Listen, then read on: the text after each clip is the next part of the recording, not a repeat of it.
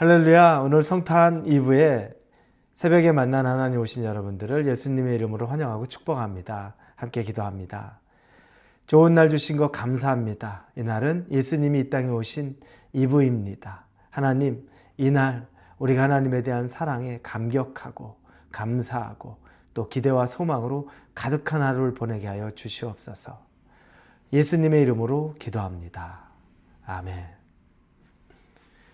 우리에게 주신 하나님의 말씀은 열왕기하입니다. 4장 1절에서 7절까지의 말씀 같이 나누겠습니다.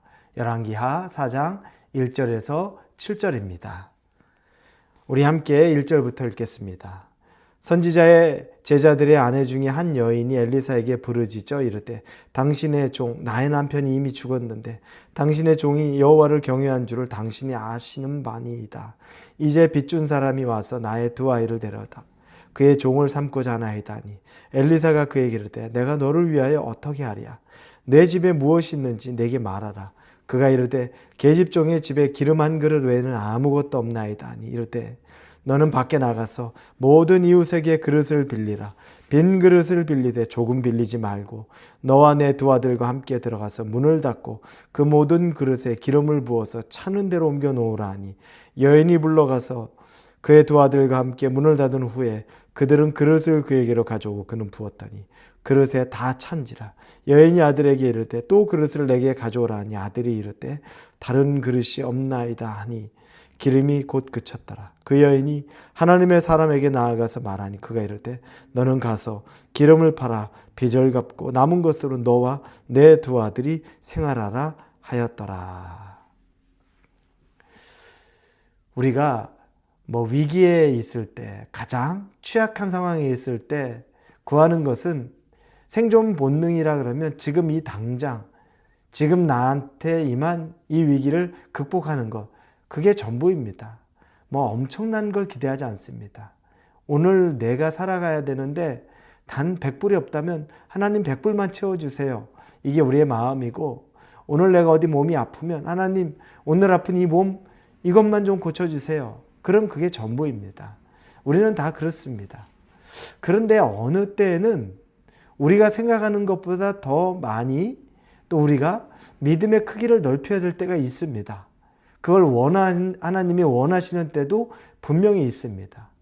나는 여기까지, 난 이것만 하면 되는데 라고 생각하지만 하나님은 그것만 생각하는 것이 아닙니다.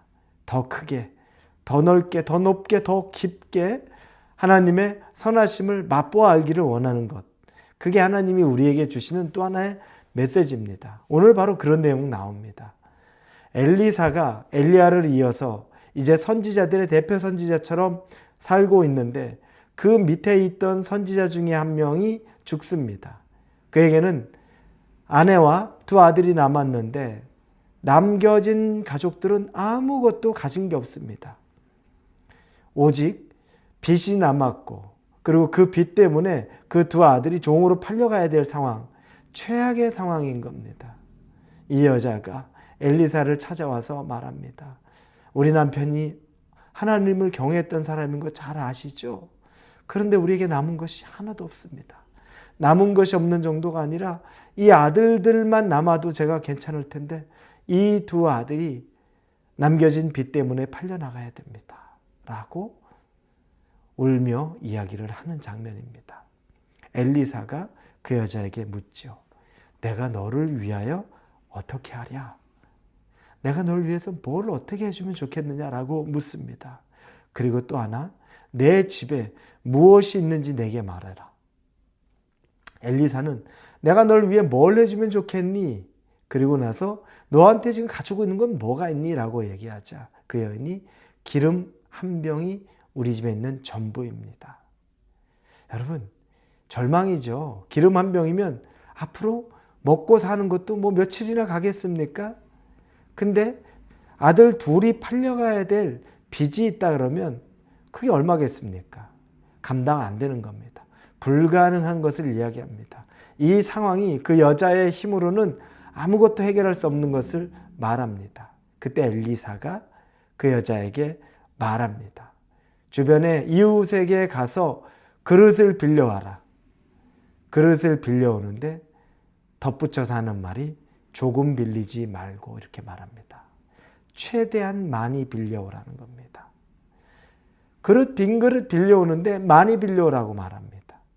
그리고 그릇 빌려오자 문 닫고 거기에 기름을 채우라. 그랬더니 기름이 넘치게 채워집니다. 나중에 그 여자가 자기 아들들에게 그릇 더 없니? 라고 물어보니까 이게 빌려온 거 전부입니다 라고 말합니다. 가져온 건 다 채워졌습니다.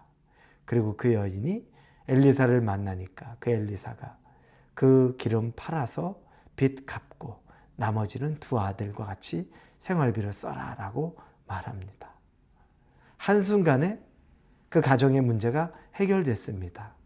여러분, 이걸 보면서 우리는 최소한의 것이 해결되면 좋겠다.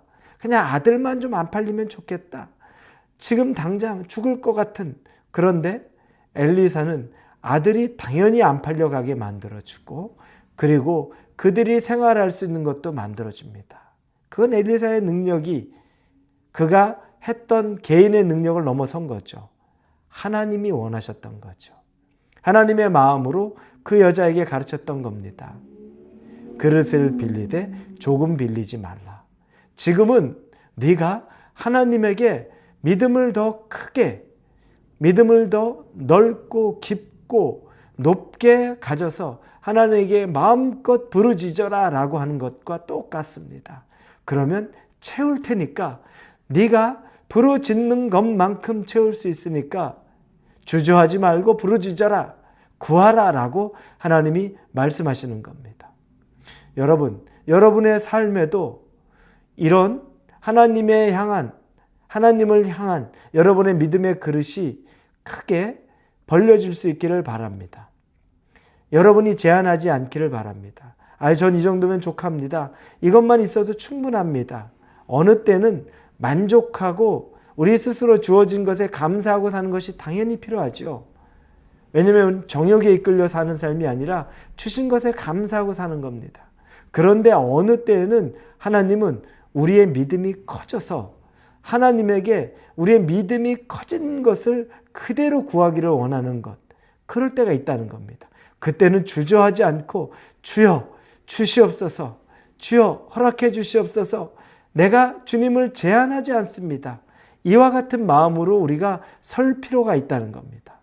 여러분에게 지금 제한하지 않고 하나님에게 나아가야 될 것이 무엇이 있습니까? 그게 혹시 재정의 문제입니까? 건강의 문제입니까? 진로의 문제입니까? 그리고 여러분의 풀어지지 않는 여러분의 사업의 문제입니까? 관계의 문제입니까? 여러분이 제한하지 마시고 조금 빌리지 말고 최대한 많이 빌리는 마음으로 여러분의 상상과 생각의 범위를 훨씬 넘어서서 하나님 앞에 그 믿음으로 한번 서보시기를 바랍니다. 이 땅에 예수 그리스도가 내일이면 오시는 그날입니다. 예수님의 사랑은 우리 인류 모두를 구원해낸 것입니다. 그분의 능력이 한 분의 죽음으로 인류가 모두 구원받았습니다. 여러분, 우리의 능력은 불가능하지만 하나님이면 다 하실 수 있습니다. 그 하나님과 오늘 여러분이 친밀한 동행하실 수 있기를 예수님 이름으로 축원합니다. 기도하겠습니다. 감사합니다. 우리는 늘 하나님 앞에 쭈뼛쭈뼛하고 최소한의 것만 이야기하는 것이 겸손이라고, 그리고 믿는 자가 해야 될 것이라고 말하지만 어느 때는 하나님이 조금 빌리지 말고 최대한 마음껏 큰 믿음으로 빌려오라라고 하는 것들을 오늘 보게 됩니다. 그 믿음을 우리에게 허락하여 주시옵소서. 감사합니다. 예수님의 이름으로 기도합니다. 아멘.